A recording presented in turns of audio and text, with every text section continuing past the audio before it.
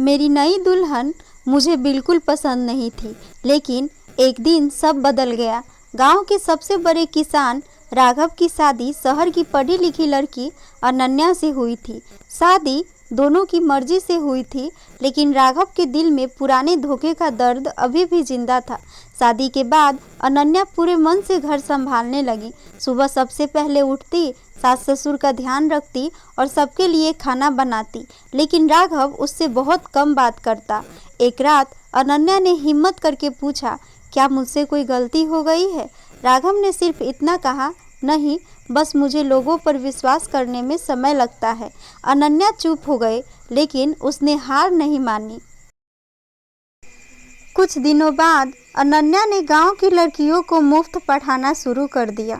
धीरे धीरे पूरा गांव उसकी तारीफ करने लगा। राघव भी दूर से उसे देखता और सोचता कि यह लड़की कितनी अलग है। एक दिन अचानक राघव के खेत में आग लग गई। लाखों का नुकसान होने वाला था। गांव वाले दूर खड़े थे, लेकिन अनन्या बिना डरे पानी की बाल्टियां उठाकर दौड़ पड़ी।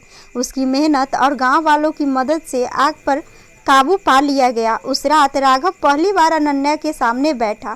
आज अगर तुम नहीं होती तो सब कुछ खत्म हो जाता, उसने कहा।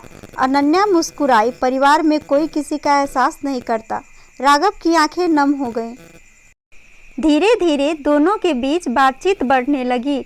अब वे साथ चाय पीते, खेतों में घूमते और अपने सपनों के बारे में बातें किया करते थे। लेकिन कहानी में मोड़ तब आया जब राघव की पुरानी दोस्त निशा शहर से वापस आ गई। उसने अनन्या के खिलाफ झूठी बातें फैलाना शुरू कर दी। कुछ समय के लिए राघव फिर उलझ गया।